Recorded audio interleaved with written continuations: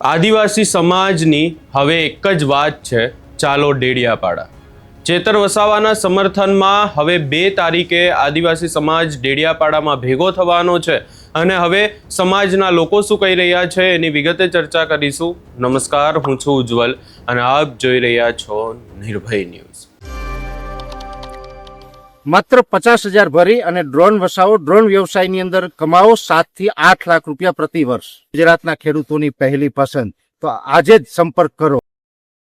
ડેડિયાપાડાથી ચેતર વસાવા માટે હવે એક આહવાન કરવામાં આવ્યું છે અને ચેતર વસાવાના સમર્થનમાં ડેડિયાપાડાના પીઠા ગ્રાઉન્ડમાં હવે એક મોટા કાર્યક્રમની વાત કરવામાં આવી છે। અહીંયા જાહેરાત કરવામાં આવી છે અને એની સાથે સાથે આદિવાસી સમાજને, એ પછી ગુજરાતના આદિવાસી સમાજ હોય કે પછી રાજસ્થાન, મધ્યપ્રદેશ, તમામ જે આદિવાસી સમાજના લોકો છે એમને અહીંયા કહેવામાં આવ્યું છે કે હવે આપણે 2 તારીખે ડેડિયાપાડામાં ભેગા થવાનું છે અને ચેતર વસાવાના સમર્થનમાં એક કાર્યક્રમનું પણ આયોજન કરવામાં આવ્યું છે। આ તમામ ચર્ચાઓની વચ્ચે હવે સમાજના આગેવાનો શું કહી રહ્યા છે એ પણ સાંભળી લઈએ।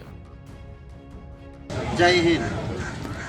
આજ રોજ ડેડિયાપાડા જે ચૈતરભાઈ વસાવા આપણા માનનીય ધારાસભ્ય છે, તો જોવા જઈએ તો આજે દેશમાં જે સંવિધાનનું ઉલ્લંઘન થઈને જે પોલિટિક્સ થઈ રહી છે, તો આજે કેટલા એવા નાના મોટા ગુનેગારો છે જેના કેસો કોર્ટમાં ચાલી નથી જતા, પરંતુ આમાં કોઈ એક પાર્ટી ટાર્ગેટ કરીને જે વિરોધ પક્ષનો અવાજ દબાવવા માંગે છે, સામાન્ય લોકોનો અવાજ દબાવવા માંગે છે, તો એ અવાજ દબાવવા સામે અમારા બધાનો વિરોધ છે।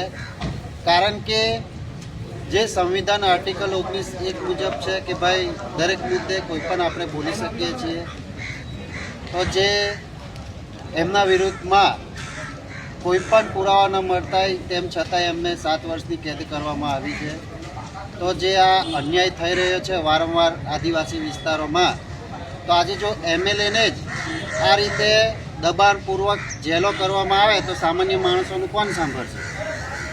તો એના જ વિરોધમાં અને ચૈતરભાઈ વસાવાના સમર્થનમાં તારીખ 2 જુલાઈ 2026ના રોજ ડેડિયાપાડા ખાતે 11 વાગે પીઠા ગ્રાઉન્ડ ઉપર ગુજરાત રાજ્ય, મહારાષ્ટ્ર રાજ્ય, મધ્યપ્રદેશ તથા રાજસ્થાન અને એવા દરેક રાજ્યોમાંથી દરેક સમાજના લોકો એમના સમર્થનમાં આવવાના છે। કારણ કે આ લડાઈ કોઈ પાર્ટી કે પોલિટિક્સની નથી, આ લડાઈ છે મૂડીવાદી વિચારધારા સાથે, સમાજવાદી વિચારધારા સાથે।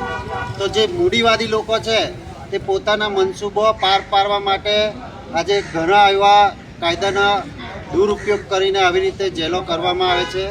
તો આજે એમાં જે ચૈતરભાઈ વસાવાને જેલ કરવામાં આવી છે, તો એમના સમર્થનમાં ગુરુવારે બધા 11 વાગે હાજર રહે એવી અમારી સૌની વિનંતી છે। के एमएलए चेतरभाई वसावा के समर्थन के लिए जो जनसभा आयोजित होने जा रही है, उसके आयोजन की बैठक थी। उस आयोजन की बैठक में हम उपस्थित रहे थे। यहाँ राजस्थान, गुजरात और मध्य प्रदेश के कई सारे लोगों के हमारे पर फोन कॉल आए हैं। उन लोगों ने हमें बताया है कि वो लोग चेतरभाई के समर्थन में डेडियापाड़ा आना चाहते हैं। 2 तारीख को इस डेडियापाड़ा में पीठा ग्राउंड में जो जनसभा है, उस जनसभा में राजस्थान, मध्य प्रदेश, गुजरात और महाराष्ट्र के सामाजिक लीडर्स, पॉलिटिकली लीडर्स और लोग भी चेतरभाई के समर्थन में आने वाले हैं। लाखों की संख्या में लोग यहाँ उपस्थित रहेंगे, चेतरभाई को न्याय दिलाएंगे। जोहार। એટલે હવે આખા ગુજરાતમાંથી ચેતર વસાવાના સમર્થનમાં લોકો મેદાને આવી રહ્યા છે। આપણને બધાને ખબર છે કે જે રીતે ચેતર વસાવાને 7 વર્ષની સજા કરવામાં આવી છે, ત્યારબાદ હવે અનેક સવાલો એવા ઊભા થઈ રહ્યા છે કે ચેતર વસાવા શું જેલની બહાર આવશે કે પછી ચેતર વસાવાને 7 વર્ષની સજા પૂરી કરવી પડશે? ચેતર વસાવાનો જે ધારાસભ્ય પદ છે એ રહેશે કે પછી જતો રહેશે?